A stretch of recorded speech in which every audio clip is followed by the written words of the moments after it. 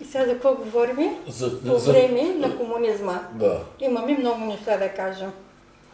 Да, защото... Откъде започна Така, всичко? аз предполагам брат Данил да започне като... Благодаря. Да. Откъде започва всичко? От този човек.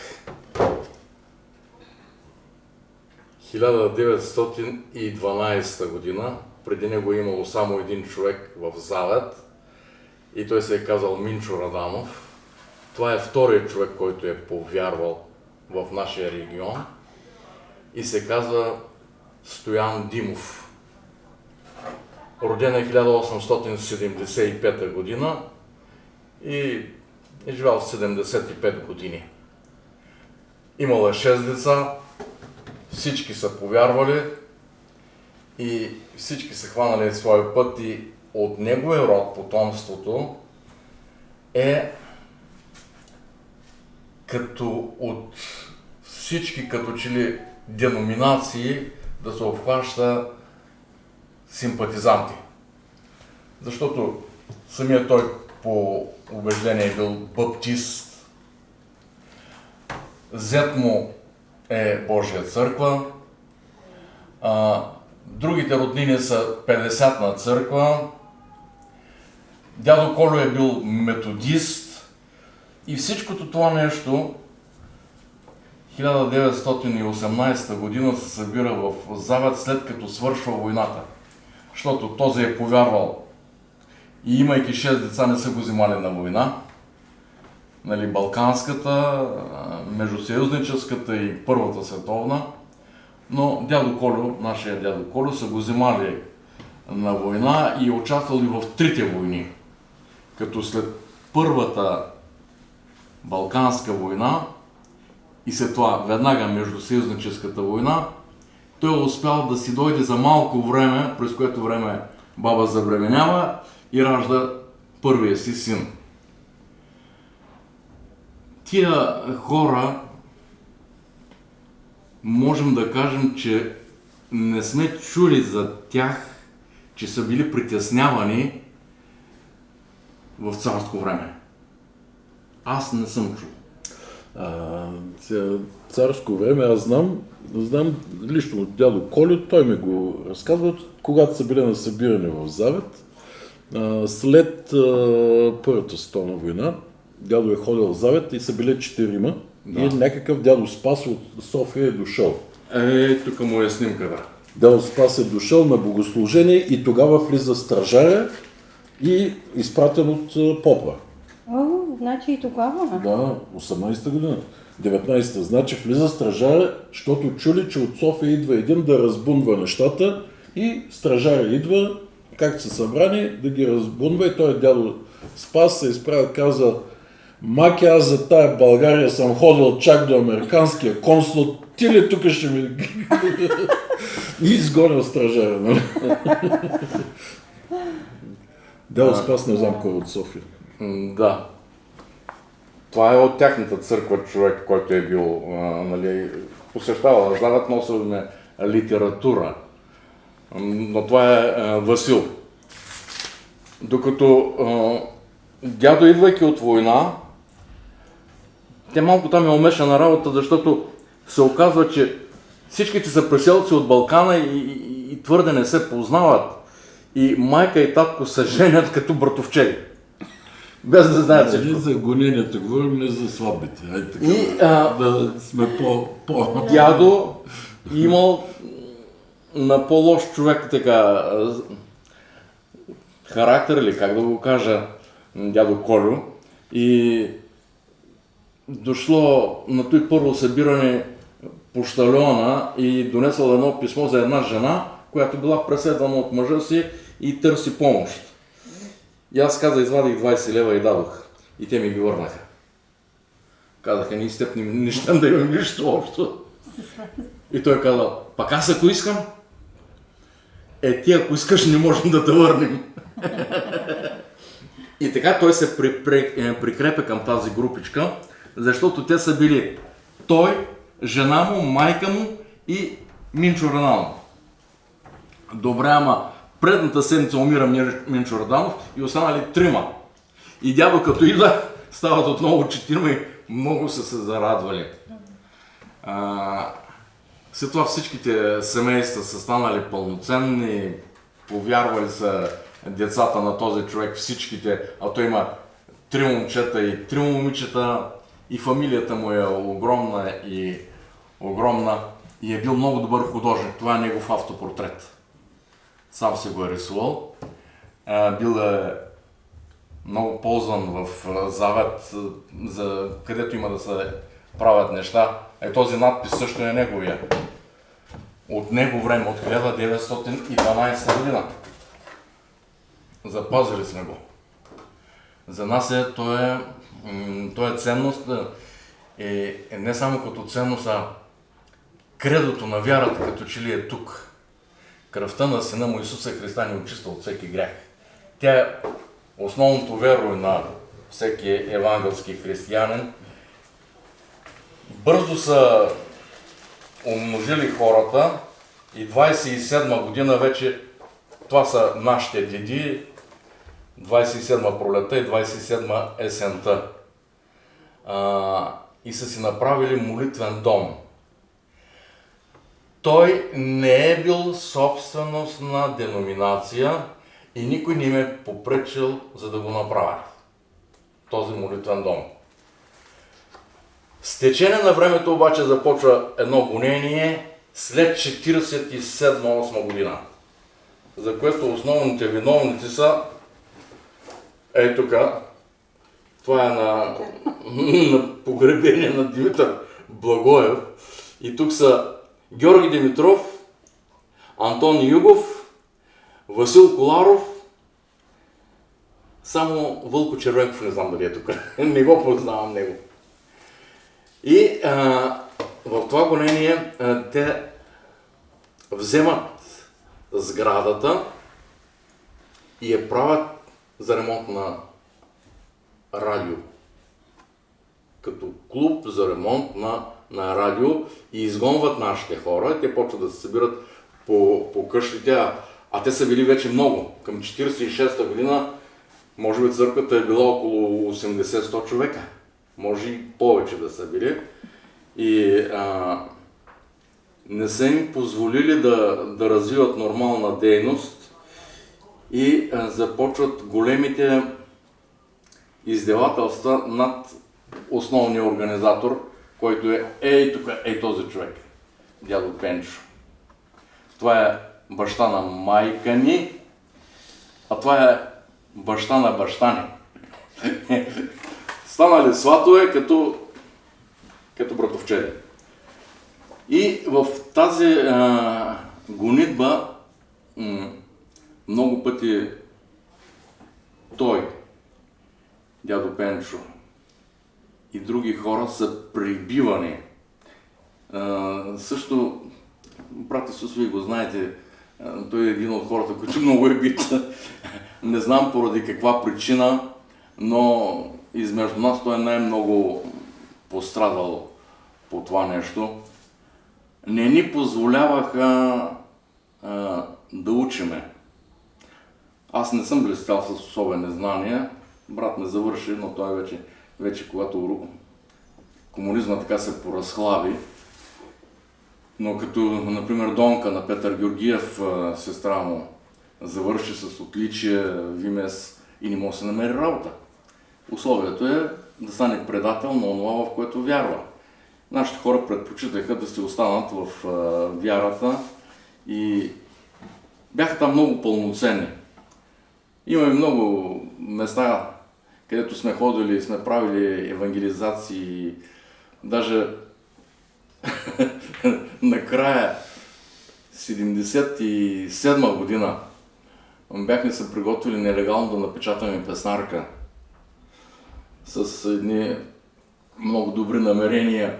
Доставихме си хартия, но говорим малко в промишлени количества, и направихме си циклостили, направихме си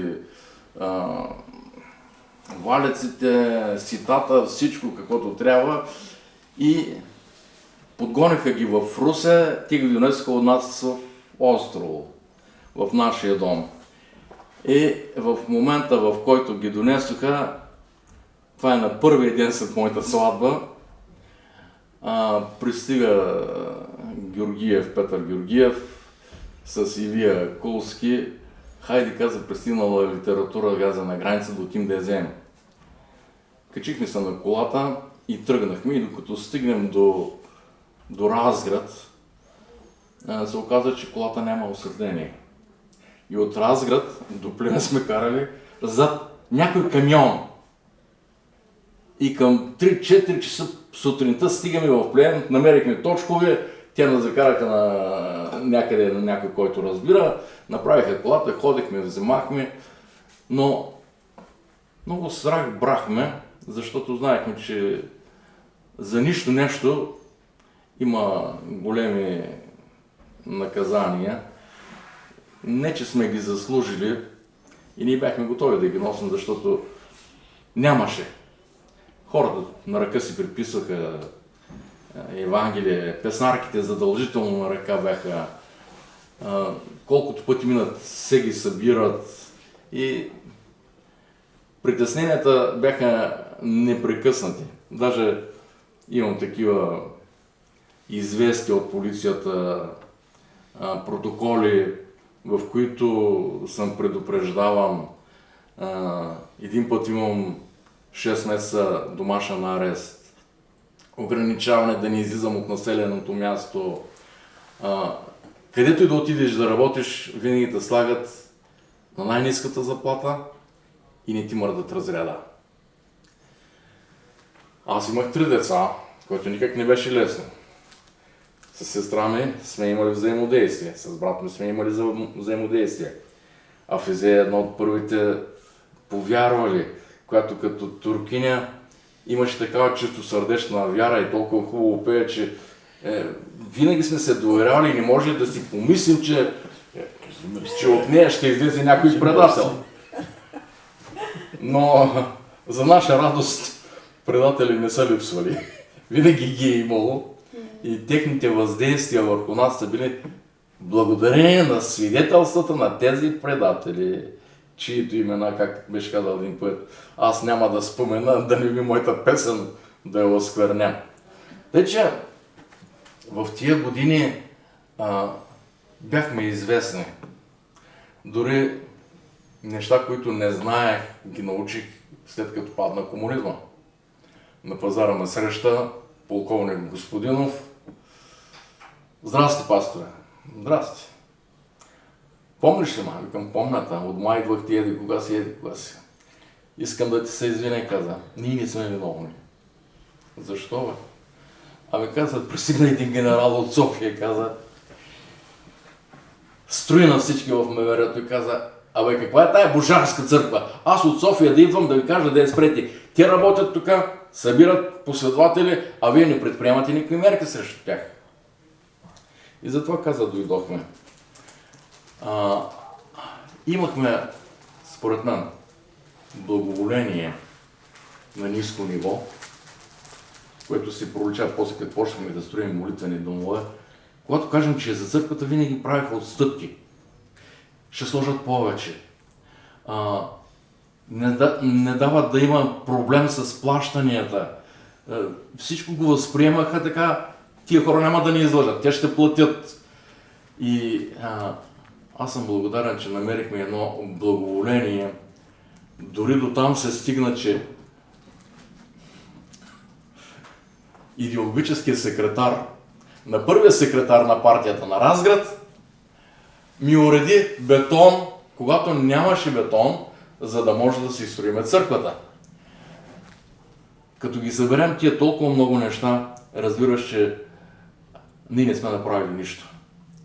Било едно благоволение отгоре, защото той имаше защита на него. На нея.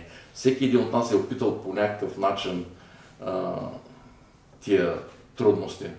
Един път си спомням, беше на Трифонов ден.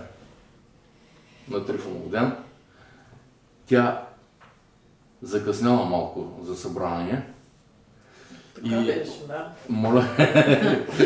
Закъснява. Когато ви наближавахте, колата беше пред Колата е била пред църквата. нас, слезли са няколко полицаи, прокурор с тях, да, няколко човека.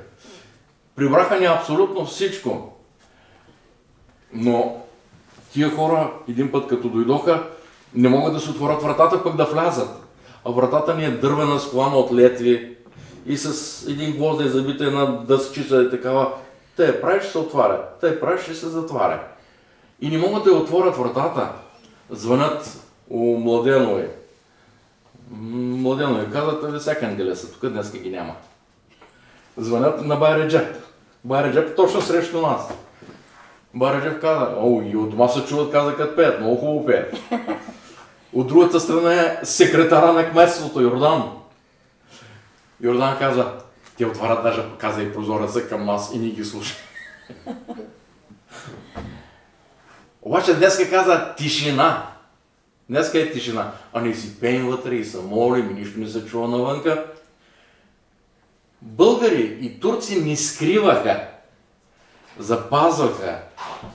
И даже един ден, един от турците, Ашколсън каза, всички каза, турци около вас. И вашия собственик каза, беше турчин. А каза, никога не можахме да се разберем. Дойде един българин да нас добри, каза. Беше за мен красиво време, което липсва, защото някакъв тук се събираме и споделяме разни неща и един от много повярвалите и вика, защо няма чудеса като едно време? Викам, как няма, бе? Той има, ама вие не ги виждате. Когато дойдеш на трудно време и разбереш, че не можеш да се справиш, тогава предоставяш в молитва абсолютно всичко. И каквото Бог даде, това е. И ние сме готови да го приемаме. Пък сега, аз искам тъй, аз искам тъй, аз искам тъй. И ние тогава не приемаме Божията воля, а изпитанията, които идват върху нас, не могат да бъдат използвани за нашето израстване. Тъй, че... Добре, сега мисля, че е добре лично мнение и лично кой какво е преживял от това, от тези времена. Защото, да, ние може да направим големи обобщения или, защото все пак всички сме на години, но има спомени, които така са трудни за забравяне, а особено като почнем да говорим и други спомени така възникват. Аз като слушам за брат ми, за мен много неща могат да се кажат и от лични преживявания, но може би първо да започна с нещо, което напоследък ми прави впечатление. Трудно ми е да го обобща, но звучи горе-долу така. Ние живеем в регион, в който има твърде много турци. И особено по това време, за което говорим, времето на комунизма, българи и турци, нека да кажем, бяха що годе равновесие, но нека да кажем, българите бяха по-малко. Лично мое впечатление. Зависи от къде. Сега, защо ги казвам тези неща? Защото винаги говорим за гоненията, които са правени от комунистите. Абе, кои са тези комунисти? Много интересен въпрос. Защото Разградския регион не е голям, не живеят кой знае колко много хора, не живеят милиони, малко. От тях като извадиш, че турската част беше що годе пасивна, не участва в тези разправи, остава още по-малка група от хора, които са българи. И има гонени, има и гонещи. И се оказва тук, точно това за мен е един от много интересните моменти, оказва се, че това разделение, което комунизма е сложил, минава толкова вътре, толкова дълбоко и близко във всяко едно семейство. Вчера малко разговаряхме с брат ми. Значи ние говорим за дядо Пенчо, който е пастир на църквата в Завет, който е първият жестоко пребиван до... После едва са го съживили. Нали, той, когато се е върнал, е бил просто смлян. С пресни кожи в Разградския затвор. Нали. И интересно, че този, който го пребива, му е братовчет. Да. Значи, защото този, който е шефа на първият революционер, така да кажем, комунистически, в Исперих, защото в Исперих първи обявяват новата власт още на 6 септември, не е станало 9, на 6 септември, той е първи братовчет на моя баща. Точно така. И съответно и на дядо ми пак е роднина и всички са. И този, който заема властта и командва тук целият комунистически преход, сме братовчени и то първи, максимум втори. Няма първи. Първи. И на баба ми, на сестра и на баба ми, на брат, на Петко, на дядо Петко сина. Аз не знам как се казва, защото така. Но разбирате ли къде влиза гонението толкова близко? И когато той е набеден, нали, за да го вземат и да го прибият, нали, основата е, че веднага след войната събират се в Завет комунистите и започват да разискват защо живота на хората е труден, защо няма хляб за ядене. И тогава един от тези комунисти, който също ми е братовчет, се изказва: вижте те в църквата как богато живеят. Особено пастири говеят, нали, точно думата е говеят. Нали, всичко тук говорим за имена. Той има имена, но в случая, нали, говорихме, няма да ги споменаваме. Но стана просто, че това са супер близки роднини. Супер близък роднина, казвам на друг супер близък роднина. Там много, много добре живеят, я да ги удрусаме яко.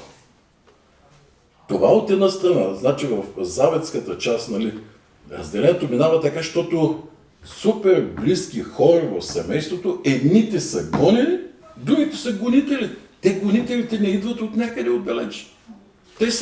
Те са наши хора.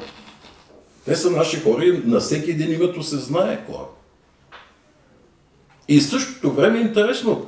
Примерно в съседното село, където съм аз роден, Острово, шефа на полицията ми е отново братовчет. И той прави всичко възможно пък да ни прикрива. Защото той живее през една къща и през две къщи. И когато има събиране, той е шеф на милицията тогава, нали, в Завет, после на районното, и той прави всичко възможно, за да ни покрива. Много интересно. Зависи, затова казвам, в стражът съседите ги прикриват, някъде ги издават, не само ги издават, ами ги смачкат от бой. И това сме се ние. Не са дошли от някъде извън земли, те комунистите не идват от някъде, те са нашите братовчети.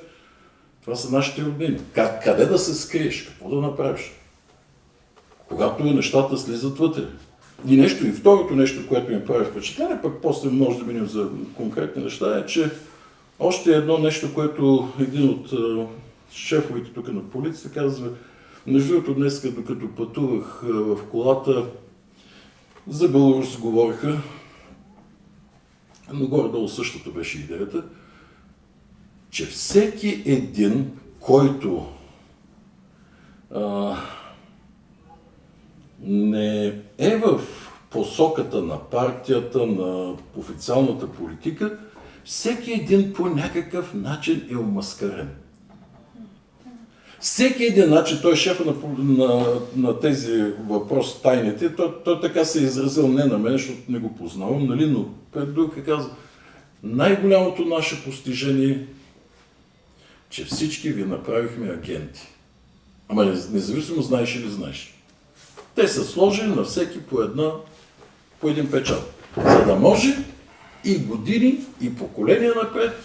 Няма какво да кажеш, ти си в архива. Ама не си знаел, ама не си правил нищо, това няма значение. Но всеки един, който някога някъде каже нещо и мръдне, веднага има съвсем логично основание за прибиване. Аз за себе си какво да кажа, значи роден съм в село, където всички са уважали, нашето семейство е много уважавано. Учители са пак роднини и така нататък. И за първи път ми направи впечатление, когато един от някъде дойде там проверяващ инспектор и каза, този е отличник, но не защото баща му е еди кой си. Защото това са хора, които ние не харесваме и въпреки всичко. Аз се замислих, що съм различен от другите? Какво ми е различно? Аз съм дете в 4-5 клас. Какво ми е различно? После в средно образование отивам в града да уча. Вече към църква, така нататък. Участваме с нещата, които може. И в един момент, когато ме извиква директора, влизам в директорския кабинет на механотехникума, директор Цанков. Какво? Що? Целият кабинет пълен с непознати хора, всичките злобни, настроени такива. Къде беше? Къде беше в неделя? И аз започвам да го увъртам, защото в неделя бяхме на младежко богослужение в Бургас. От цяла България национално младежко събиране. Ние в Разград сме 4 младежи. От църквата 4 отидохме, върнахме се. И се оказа, че същия ден всичките сме имали такива срещи. И тези всичките започнах, защото там е директора, защото там е партийният секретар на техникума, там е секретаря на комсомола, градския, областния, там общински и така нататък, от тайните служби, от не знам кое всичките. И всичките, какви ли не заплахи, аз съм 4-ти курс, точно ми предстои дипломирам. Но ти няма да се дипломираш, от тук нататък живота ти, пък казармата ти каква ще бъде, пък ти ще видиш следване през крив макарон. И какво ли не, само дето не ме набиха, нали? Аз толкова се стресна, защото не знам какви са тези хора, защо така се нахвърлиха върху мен. Оказва се, че те всичко знаят. Аз нямаше нужда и да кажа и каквото и да било, но беше такава психологическа атака, такова нахвърляне. И въпреки всичко, най-накрая директора се изправи и каза, оставете го. Защото директора е съученик на моя баща. И казва, аз познавам баща му. Той толкова години не се е отказал и не се е променил, защо си мислите, че неговия син ще се промени? Не дейте го заплашва, защото това не работи. Оставете го, нека да се маха от тук. И ме изгониха. И се оказа, че също се е случило с Николинка, с Даниела, с Цено и така нататък. Това е в училище. Отивам казармата. Господ си ги нареди по най-чуден начин нещата с казармата. Трябваше да бъда в най-мръсните транспортни войски, където се работи денонощно. Дето се казва, аз съм ги виждал, посинели, по-черни от негрите в Африка. Но Господ промени нещата, така, защото попаднах на много хубаво място и то точно при човек, на когото баща ми е благовествал, ми беше старшина. Първият шок от казармата, но изведнъж попаднах, все едно, че имам ангел над мен. При Крум ли пада? Да. При старшина Крумов. И първи момент, когато имам възможност да изляза от казармата в София, както съм, първият момент отивам на църква. Връщам се вечерта и един цивилен младеж на следващата сутрин ме среща на плаца и каза: Редни Колев, елате тук, къде бяхте вчера? Градска отпуска. Градска отпуска. Знам, вика, всичко за тебе. Къде беше целият ден, вика? Мога да ти кажа къде беше. Аз не го знам какъв е това. Оказва се, че той е на векерето, шефа на векерето. Да внимаваш, защото така. кандидатствам за висше училище. Аз даже нямах никакви надежди, че ще ме приемат, защото знам поколенията преди мене какви ли неща правеха, за да учат и нямаше възможност. Но като че ли тогава се беше поразкрехнала малко системата и ме приеха. Това беше прекрасно време, защото бях в църквата в София много активни. Когато църквата в София имаше проблеми, младежите поеха цялата дейност на църквата. Тук може много дълго да се говори, защото един период на... Той са периода на най-активните събития, там 80 и някоя година, до падането на комунизма. Включително, да не говоря, че младежите в църквата имахме наша структура, която бяхме си направили по копия на както тайните революционни комитети за априлското въстание. Така всеки си беше разделил държавата на картата, бяхме разделили църкви, обикаляхме, подбуждахме хората и така нататък. Тайни нощни срещи, какви ли заговори и замисли. Но пак един ден ме викат при ректор и съответно пак един симпатичен младеж, който не познавам, почва да ми говори много благо и любезно и да ме разпитва за моите роднини. За вуйчо ми, за баща ми, за чичо ми. Всичките са пастори. Да се поразходим тук по коридорите. Почва много приятно да ми говори. Викам, човече, какво искаш? Да кажеш на твоите, защото ти вика си издънка от един огромен род и всичките ти роднини са пастори, да им кажеш да не ходят на тая евангелизация с Джони Ноер. Виж, готини са. Аз съм най-малки от най-малките. Всички тези са изполили. Те са луди глави, ако не друго. Кой съм аз да отида да им кажа? И докато така се завъртяхме, уж си говорихме, и аз съм пред завършване, оказва се, че този, който е декана на факултета, отказа да ми подпише завършването на семестър. Отказа. А той се оказа, че бил партийният секретар на университета. И казаха, ти няма да завършиш. Това е. И прекъснах, въпреки че съм вече четвърти курс завършил, не може. Защото ти повече време прекарваш в църквата, обикаляте цяла България и за това не заслужаваш да завършиш МЕИ и София. И разбира се, това беше много голям стрес и за мен, и за родителите ми. Веднага се отключи язва, лежах месец и половина в Исул. И какво ли не.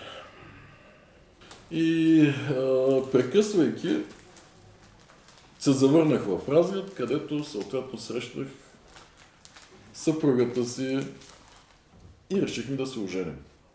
И насрочихме сватбата на 15 октомври 1989 година.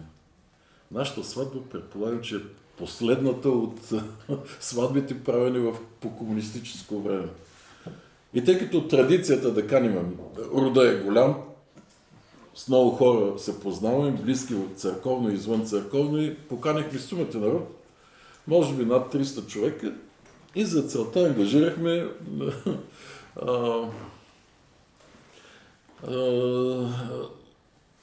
столовата на стъклозавода. О, да. На стъклозавода там, защото той е голямо достатъчно.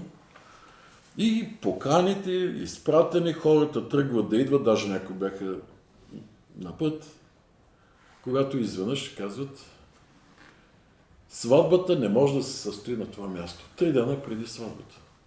Сватбата не може да бъде тук. защото партийният секретар на стъклозавода казал не може. А пък партийният секретар се крие, защото някой друг от друго място му казал, че не може. И какъв шок беше това нещо. 3 дена какво ли не да се направи, докато в края на краищата те отново се съгласиха в последния момент, защото хората вече идват на сватбата, отново да бъде там, но това бяха срещи, какво ли не. Мисля, че тук някои от хората имат доста сериозно. Но до последно, значи до последната седмица от комунизма, това е положението. Дори човек не може да се ожени. По пътя за стъклозавода направиха крос. Да. Само да не може да се минава и затвориха цялото движение към Да, точно завода. по време защото ние сме в Стражец, от Стражец до стъклозавода са 2 км и половина, които се вземат за 0 време, но организираха крос с мотори или с какво беше, не знам. С мотори, да. С мотори, за да не можем да стигнем до там. Блокираха цялото движение. И трябваше да обикаляме през целият окръг тогава, за да стигнеш тези 2 км да ги заобиколиш. От пътя за Кобрата да летиш. Да. Просто...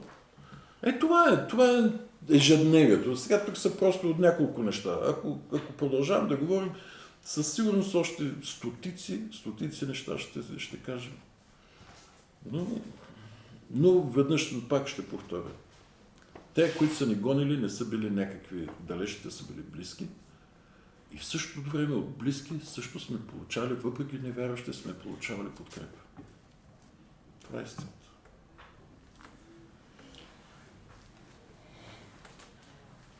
Аз мога да разкажа за мои преживявания, които за мен са били наистина много силни. Както брат Даниел каза, аз съм една от не съвсем първите, но когато аз повярвах, нямаше много хора в църквата, бяха 5, 6, 7 човека. Нещо такова. И както той каза, аз съм туркиня. И точно тогава те решиха да не сменят имената. И естествено никой така с радост не го прие, както и аз. И един ден съм на работа, работех в порцелана и един милиционер, нали, не е полицай, един милиционер дойде с една шапка с зелени дрехи и просто без да каже нищо, каза върви след мене и аз тръгвам, всички хора гледат и какво си мислят, да се откраднала нещо. Това могат да си помислят хората. И тръгнахме и минахме от портала, имаше автобуси, които идваха на 10-15 минути. Отидохме до центъра и каза, отиваме в полицията, казано ми е да те закарам. Добре, аз вътре в себе си мисля, сега, знам, че за вярата нагонят, добре. Но ако ме гонят и за това, че съм се сменила името и съм казала някъде нещо, това ще стане много лошо, защото много хора бяха затворени, много проблеми имаше. И го питах, кажи ми за какво ме викат. И той вика, не знам, на мен ми казаха да те закарам. И отидохме там до градинката, до часовника, имаше малко време. И той каза, че иска да запали цигара, обаче няма ли прави да са. Седнахме на една пейка. И аз, както сме свикнали, ни какво правихме, кой какво прави, ни само благовестваме. Нищо, че е милиционер. И аз просто като навик го направих, не умишлено, като навик. И започнах да му говоря за Исус. И по едно време, като погледнах, очите му така блуждаеха, сякаш да се извини и почна да каза, аз нищо не знам, просто на мен само ми казаха, аз само се върша работата, към аз нищо не ти казвам и закараме той до полицията, оставим в коридора. Сега не мога да излъжа, сърцето ми биеше, ще изкочи. Сякаш го чувах. Викам, какво ще стане сега вътре, защото все пак не имаме и някакви сведения за някои неща. И дойде един човек, влязох в една стая, стаята беше празна. И аз започнах да се моля така и така. Видях една звезда, която светна и угасна. Викам, Господи, благодаря ти, ти си с мене и аз няма да се страхувам. И така, дойде един мъж, седна, беше много строг. Аз рекох нещо да го попитам. Той започна да вика, тук само ние питаме. И въпроси, нали, отде са библиите, има ли чужденци, които идват. И така, той беше много строг, после влезе друг, той беше много мил. И като свършаха всички въпроси, така се случи, че аз нали станах да тръгвам и тия двамата мъже едновременно станаха да ми отворят вратата. И без малко те да се сблъскат дори. И си викам, Господи, коя съм аз, че няма да ми отворят вратата? Аз съм Божие чадо. Аз съм царска дъщеря, те трябва да ми отворят вратата. Нали, това са мои мисли. Всичко минава пред главата ми. После те ме изпратиха до външната врата и после разбрах, че и брат Данил е бил вътре, после разбрах, че и Леля Стойка е била вътре. Нали, силно чувство, но пък тези неща накаляваха тогава. Сега сякаш много младите не са същите, но пък за сметка на това, нали, сега има голяма свобода и човек може много да направи, абсолютно много да направи. Има и много други случаи. Веднъж бяхме в Леля Нацка на домашно събиране. Всички сме се изкарали песнарките, брат Данел казва, имахме такива дебели песнарки по 500, по 600 песни написани. И звънеца звъни и Леля Нацка само отиде до шпионката, погледна. Полиция, вика, милиционер. Всичко живо, кри, песнарки, под дивана, зад дивана. И Леля Нацка отваря вратата, той Ценко с войнишките си дрехи. И така, за мен това време беше най-хубавото.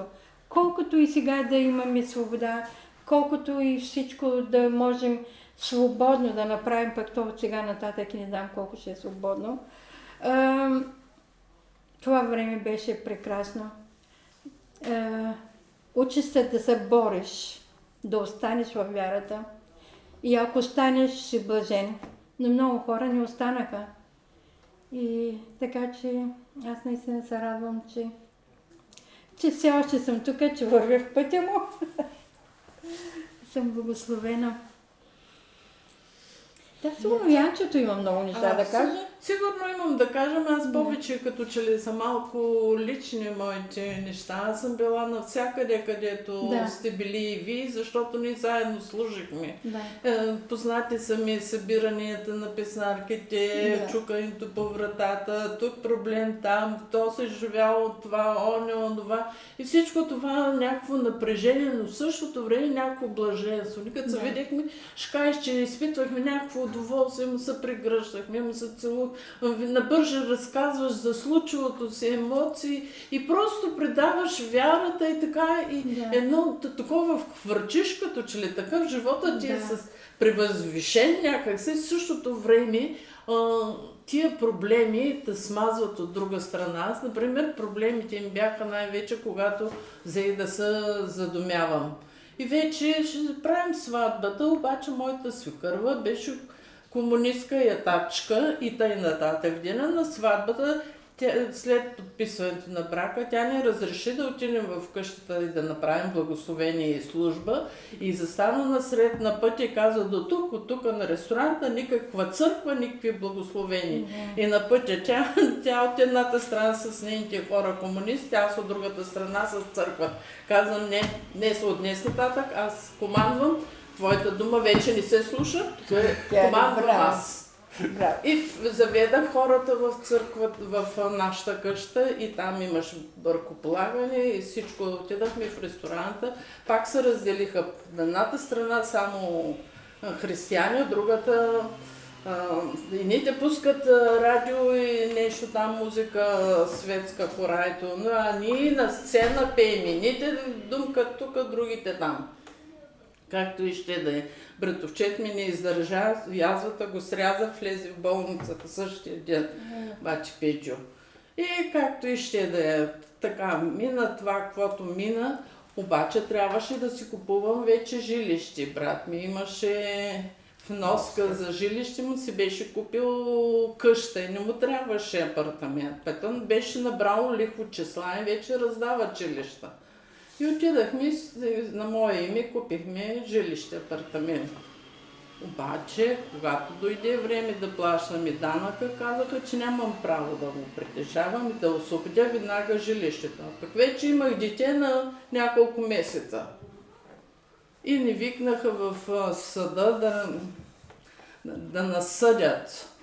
И трябваше да търпим наказание. Затвор лише и какво, че сме нарушили закона и няма право 2 жилища да притежавам. Брат ми, защото на негово име и второто жилище. Как не го продадаха? Имахме право да го купим, тогава не разрешиха, после ни съдят. Излезе амнистия в този момент, Господ се намеси. И амнистия освободиха на 4. Обаче освободих жилището и с дете, къде да вървя? И така една нощ сънувам сън и ме питат, нали, Господ ме пита, ти какво жилище искаш? Какво да бъде следващото ти жилище? Викам същото, двустайно жилище, такова искам. И действително след време такова пак си вземах, нали. И така, лека по лека, така стана. През всичкото време аз набирах и някакви средства, защото сама трябваше вече да си гледам детето и така нататък. Събрах някакви средства. Не заради вярата, все пак не заради вярата. Той пак заради вярата. Те заради това не ми го даваха. Заради това ми се случваха всички тия неща. Имаше хубави, имаше и много лоши неща. Винаги са подработвали хората, които са от църквата, без ние да знаем, да донасят неща за нас. Да. Ние не сме ги очаквали и ние ги познаваме тия хора и някои от тях и до сега са между редовете и ние продължаваме да мълчим. Не им казваме нищо. Но много хубаво беше примерно, че това е Симеон Попов. Знаеш го добре. От Шуман. Това е Васил Иванов Ковачев. Методист от Острово. В Острово как не се разделихме, бе? Всички се събрахме заедно и заедно се събирахме и си помагахме. Ние не сме били регистрирани. Не ни приемат в казармата, защото не даваме клетва. Тогава този Попов и други пастири и баптистки се оправили, отиват там, където се кълнат войниците, гарантират за нашите хора. Когато се роди дете, актовете за раждане са кръщелни свидетелства от православната църква. На нас не ни дават. Аз съм донесъл тук. На баща ми му издадено акт за раждане 14 годишен. Защото е евангелист и го издават в Хотанца. На майка ми е издаден в Пловдив от пастир Бояджиев, защото никой не ни протяга ръка. Но ние намирахме между вярващите съмишленици и си помагахме един на друг. И аз в момента до някъде виждам, че това време се връща. Ходя в Хотанце, идвам при вас, отивам при Исус Пенчев, ходя при Дарин. Вратите са отворени, резервите си остават, но хубавите неща не бива да се отхвърлят и не бива да градим нашата вяра и взаимоотношение по деноминационен принцип. И затова казвам, хубави неща имаше и са хубави и нека върху тях да продължаваме да градим и да разберем, че ние сме части на едно тяло, на една църква, в един Господ вярваме и към едно небе се стремим. И затова благодаря за хубавото, за лошото и тия документи аз ще си ги пазя, снимките аз ще си ги пазя, защото гледам една снимка на едни стъпала, се качили двама човека, брат Христо и брат Пенчо, дядо Пенчо. На стъпалата преди тях малко по-ниско са застанали Иван Фелшера и Иван Колев. Това беше момента, в който двете крила в Русе и в Завет, които бяха разделени заради една дума, се събраха и църквата се възстанови и почна на голямо благословение. Почина един наш братовчет, който е преподавател във военното училище в Търново. Полковник. Поради лекарска грешка, лекарът замърсява раната и после 6-7 операции му правиха, но вече те бяха почнали да се късат черва и така нататък. И той почина. Преди да почини, отивам да го питам какво ще правим от тук нататък. С жена му. Той погледна жена си и каза, Данче, това не е купон. Аз съм от тия хора и искам те да ме погребат. Погребението е в Търново. Това е държавно погребение. С почетен карул, с почетна рота, с целия корпус на военното училище, изкаран в гробищата. Аз проповядах, ти мисля, че беше там, други хора. Пяхме, молихме се, говорих какво представлява смъртта. Салюти. Свърши всичко и си тръгваме. Един човек ме дърпа. Пасторе каза, може ли? Може. Аз съм командира, каза, на военното училище в Търново. Аз за първи път разбирам какво представлява смъртта. Аз за първи път вече знам в какво вярвам и искам да бъда там. Благодаря, че Господ ни срещна. Просто беше прекрасно. Ние имаме какво да кажем. Това е важно нещо.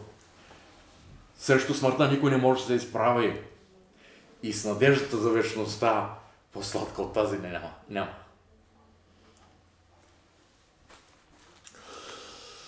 Да, малобройна църквата на фона на невярващите, но побеждаващо. Много пълна и с предатели, отвънка горе на църквата. Кръщелното на майка ми в Пловдив издавано. Това е на баща ми. Запазени са. Защото другите брата са ни се чувствали. И смятам, че не можем... Може да си представиш, дете на 14 години няма документ, че е роден. Да. Защото това е другото гонение. Това е гонението, особено в някои конкретни места, гонението от към православната църква. Ние говорим за комунистическо гонение, но по това време много странно, че има места, където комунисти с православни удивителен синхрон. Ние сега си имаме. Ние, то и преди в някои места е имало нещо. Но... От дома има една картина, на която един свещеник е нарисувал един елен, който отива към един извор да пие вода и отзад е написал на баща ми. Душата ми към Тебе се стремила, Господи, както елен към изворни води. Лишен от свещенически сан, защото не е изпълнявал партийната поръка, а ние вярващите се търсим. Ние сме близки. Аз си спомням и нещо друго. Когато за първи път вие с Ценко почнахте да идвате от Дора, аз тогава повярвах, нали? Но факта беше, че е комунистическо време и те като дойдат крият се обувките. Виждам, че са влезли, видях ги, че влизат. Нямат обувки, няма никъде обувки. Викам, тук нещо не е както трябва. Нещо са. И обикалям около блока, пеят. Пердетата са дръпнати. Абе, викам, каква е тази работа? Пердета дърпат, обувки крият, пък пеят. И после на следващия път комшийката вика, аз се попитах, какво става, какво правите ви? И тя вика, ами ти нали искаш да се молим за тебе, нали търсиш и как да намериш някаква помощ от някъде. Ето ела и ще се помолим за теб. И така, в комунистическо време отидох, уж да се помолят за мен и така останах. До ден днешен. Обаче така беше, криехме се. Да, криехме се, просто обувки криеш, всичко. Ние толкова много си помагахме. Да. Толкова много си помагахме. Ходим да копаем и царевици на вярващите, така. И тъс копай първа. Копаехме. 15-ти ден непрекъснат пост без храна. Само вода пие. 15 дни. Да. Не знам колко издържа. Да, това беше първата ревност. Просто... Когато ми казаха, това правих, като повярвах, ми казаха, не може да слушаш светска музика, не можеш да се гримираш, не можеш да пушиш, не можеш да носиш панталоните и нататък. За мене беше закон. Аз исках. И веднага, моментално всичко това го спрях. Ама не, че пак аз съм го направила, ако не беше, нали, Бог да бъде с мен, да ми помага. Аз в никакъв случай всичко това не можех да направя. Но ревността беше голяма тогава. Не знам, така беше. Тогава така беше. Ако имаш нещо, което сме научили и е важно и трябва да предупредим останалите, ние винаги намирахме начин да ги информираме. Да. Ние говорим за нашите преживявания, но около нас също много хора още, поне сега може да говорим за още много хора, най-малкото за те, които са ни били най-близки. Нали? Защото сега споменахме за дядо Пенчо. Нали? То просто здравето му е взето в затвора, пребит и то жестоко. Едва казахме, че са го свестили. Но това се отразя, той от това си и почина после. Моят баща, нали, също, много различно. Кобрат на разстрел е изправен. В Кобрата е изправен на разстрел. Значи в Кобратската полиция. Милиция. Да. Защото той като младеж ходи да посещава вярващите в Кобрат. И те го заключват в това. Не само бойно и с пистолета опрян до челото. Същото с цяла група. Баща ми, майка ми и още, включително мисля, че Войчо Исус, в Котел, в Тича и на още много други места, където ходят. Тоест, ние разказваме нашите истории, но ние сме техните деца. Всъщност, те, така да кажа, те изнесоха главния удар. Синя вода, Трапещи, Чудомир, Крояч, Ловско. Навсякъде е имало хора. От притискани хората се изселиха и заминаха в Шумен. А и този човек е направил на училището Лозая двоетажно, голямо училище, общинско училище, цялата дограма.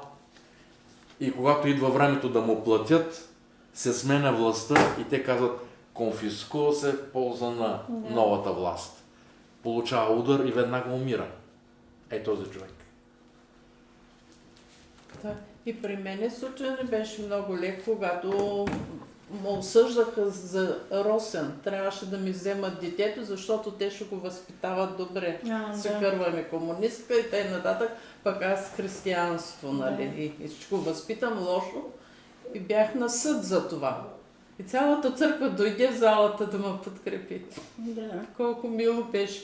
Пък Чичо ми тогава се срещна с шефа на колегията и му беше приятел. Вика, знаеш ли, вика, че той ми е приятел? Аз ще говоря с него. Вика, той ще се застъпи за тебе. И действително, Ти помогнаха. благодаря на Бог, защото семейството ми сега е стабилно. И снаха, и деца, и сина ми в вярата. По безброй различни начини. Те всякаква възможност, каква... Ние си обикновено смятаме тези, които са най-грубите, да те вържат, да те набият и така нататък, нали? Всевъзможен начин. Нали? Защото тук една редица села бяха споменати в тая част на Разградска област, нали? Но за мен там е един от така показателните моменти в Лозница. Има вярващи, които съответно, като почине някой от тях, няма право да бъде погребан в гробище.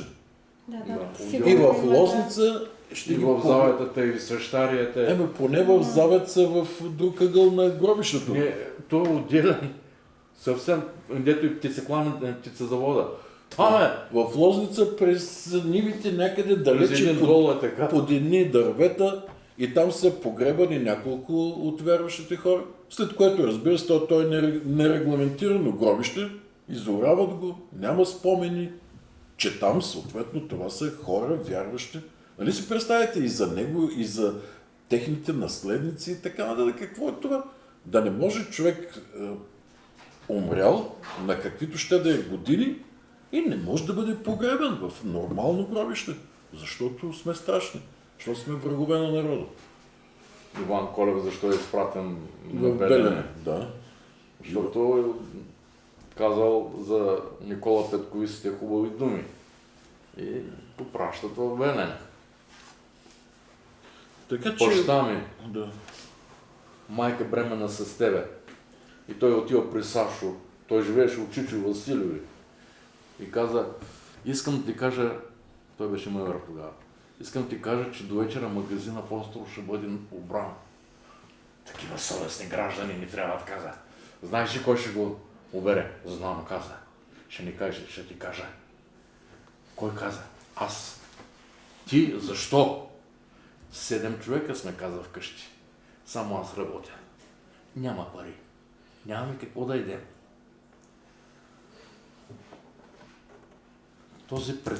Сашо веднага отишъл при председател на Селкоп. А Селкоп е основан от дядо ми, и този дядо в острово. И каза, на Стоянка да се намери работа. Още на следващия ден назначиха. Но да изправиха човека до стената, да нямаш какво да ядеш, да не можеш да бъдеш пълноценно оценен като ученик, да не можеш да завършиш образование, да си намериш подходяща работа. Аз имам 44 години трудов стаж на най-малкия разряд и не искат да го дигнат. Другите ми носят чантата, аз съм майстора.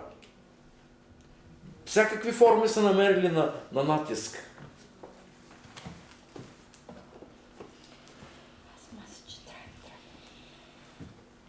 Да, нещо за обобщение, ако ще кажем, защото Афизе иска. Той са не просто връщайки се назад. И пак гледай колко е интересно, че са останали добри впечатления. Много добри впечатления. Хубави впечатления. Много гонения, много притеснения. Личният живот на всеки един от нас би бил коренно различен. Аз си мисля, колко хора са предали вярата в различни етапи на гоненията, за да си осигурят един безметежен живот. Всеки един от тези, които са вярващите, всъщност, нека да кажем, че е в някаква степен неудачник според мерките на този свят, защото нито е могъл да учи, нито да направи там, нито са му дали куфърче с милиони, нито нищо. И в същото време ние сме точните хора, която тая държава има нужда. Но държавата не ни смята за така. Но пък за сметка на това, хубавото е, че Господ ни обича и нищо не може да се сравни с това. Ние сме щастливи. Комунистите можаха да разберат, че вярата не може да се причупи. Това е моста на Марица, който се прави Балканската война. Точно тук, 13-та година, януари, февруари, Майстор на този мост той е тук отгоре на снимката, ама тя е толкова ситна. Нашия дядо, на баща ни баща. Много добър майстор. И каза, вечерта минавам покрай Марица и съм си отворил Евангелието и чета. И чета, и един човек му пита, Коло, ко четеш? Евангелието чета тук. Деяния на апостолите. И заведоха като агни, безгласно, пред стригачите си и т.н. Ами разбираш ли го? Не. Това каза Исус Христос, който за твоите грехове ще бъде хванат, ще бъде наказан, ще ги понесе на кръста, за да може ти да бъдеш опростен. И чолама съм каза. Евангелието става друго и само от тия думи е повярвал и после 6 години е изкарал война и се е прибрал и отишъл там, където му е място. Сега колко ги агитира хората. Те казват, какво ще ми дадеш? Нищо е нашето обещание Царство Небесно.